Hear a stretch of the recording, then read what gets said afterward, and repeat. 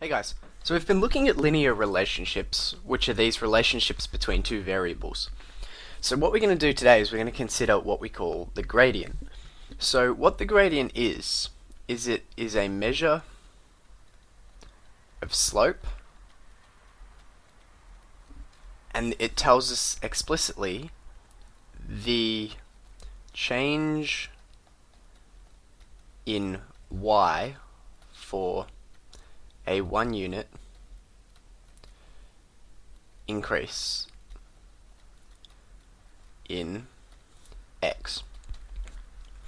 So that really doesn't probably mean too much to you, so we'll use this example. I am going to go cycling later, and I'm going to go cycling with a couple of friends, and we're all going to just ride our bikes down to, I don't know, the local KFC. And here I've got this axis telling me how many bicycles I need depending on the number of people going. So if we just think of this logically, say we had the people going over here, people going, and the bikes needed. If I had nobody going, as in if I didn't go myself, so if I had no people going, I wouldn't need any bicycles, right? So I'd have none. Then if I had, say, one person going, which was just me, I was just going by myself, I would need one bike, and that would be the bike for me to ride. That's assuming that we can only get one person to ride one bike. We don't have tandem bicycles or anything like this. Everybody just has one bike. So if I'm going, I need a bike. If I take one friend and there's two of us going, there's going to be two people, so we'll need two bikes. So if we then take this and trace it out over here onto this axis, so we have the number of people going. 0, we have 0. At 1, we have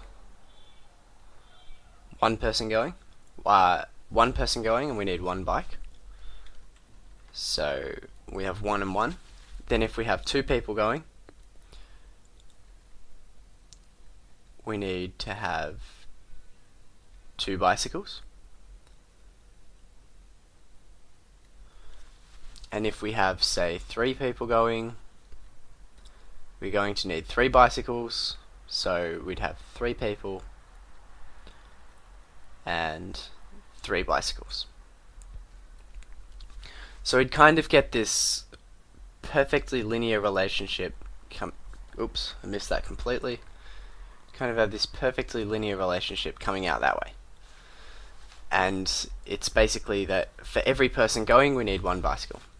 So if we wanted to work out the gradient for this function, and we just wanted to do it logically, not using any mathematical methods, and we know that our gradient is worked out as the change in y for a 1 unit increase in x, we can see that for every person extra, so for every 1 unit increase in x, at x is people going, for every person extra, we would need this one extra bicycle. One extra bicycle. So what that means is that the change in y for a 1 unit increase in x, if we increase x from 0 to 1, that's a 1 unit increase in x. And what is the change which we get in our y? So the number of bicycles the number of bicycles we need goes up by 1. So for every person extra, we would need 1 extra bicycle. So we can say the gradient of this slope is equal to 1. Because if the gradient is the change in y for a 1 unit increase in x, and when x changes by 1, y also changes by 1, we can say that the gradient of this slope is equal to 1. So I'm not going to show you how to calculate this in this video. I'll do a separate video on that for you guys. This is just to more show you the logic of where the gradient comes from. Then what if on this same axis we also wanted to plot in addition to the number of bicycles needed, we also wanted to plot, say, the number of wheels. So this would be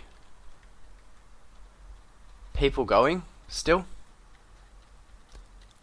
but then we'd also have number of wheels.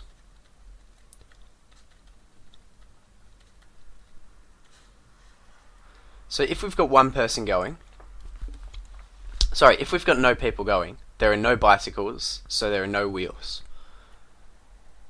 If we've got one person going, we have one bicycle, so the number of wheels that we have is 2. If we've got 2 people going, there are 2 bicycles, each bicycle has 2 wheels, so we've got 2 bicycles with 2 wheels, there are 4 wheels. If we've got 3 people going, so we'd need 3 bicycles, there'd be 2 wheels on each bicycle still, they've all got 2 wheels, so we would have 6 wheels in total. 3 bicycles, all with 2 wheels each.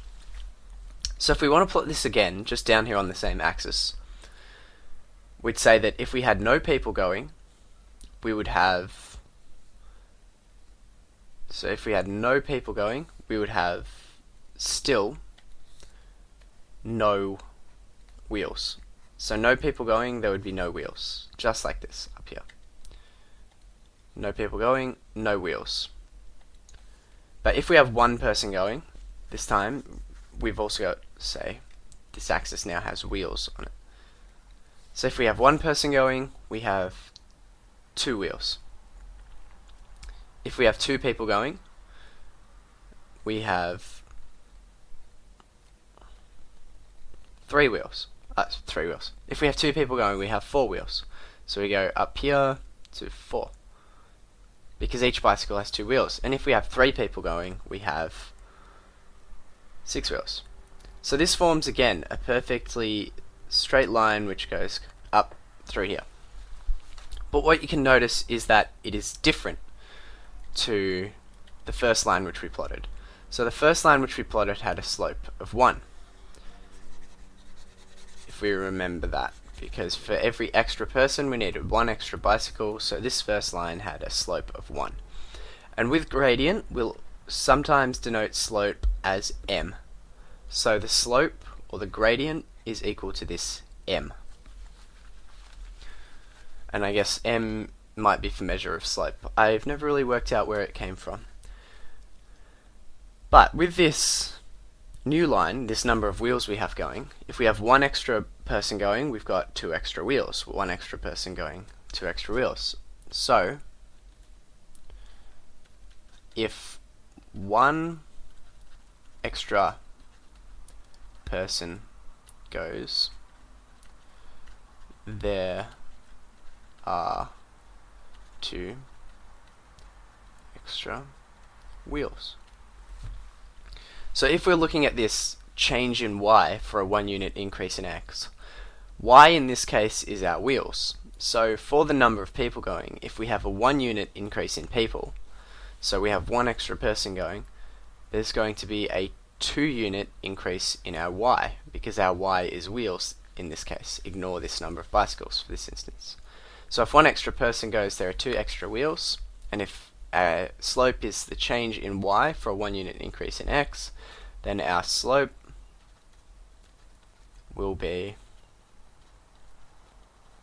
equal to 2. So for this second line, m is equal to 2. So what we can see here is that when we have gradient, the change in y for a 1 unit increase in x is what we define as the gradient. So for people going, it was 1 extra person, meant we needed 1 extra bicycle, it had a slope of 1. And when we had 1 extra person, it meant there would be 2 extra wheels, so that was this slope of 2.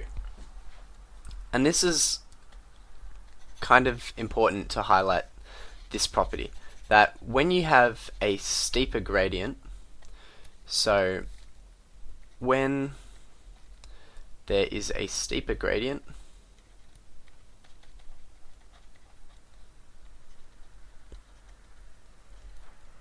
the number for gradient will be bigger.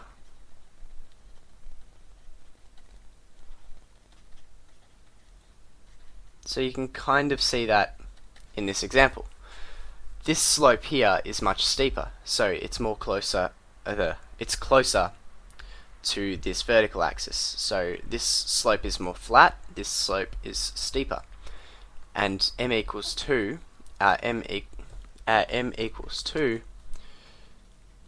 is greater than our m equals 1. And our m equals 2 is the steepest slope. So where there is a steeper slope, we have a bigger gradient. So that is the gradient, guys. In a next video I'm going to show you how to calculate the gradient, but be aware that it's the change in y for a 1 unit increase in x, and that a steeper gradient means we'll have a bigger number for our gradient value. Cheers, I'll see you for the next vid.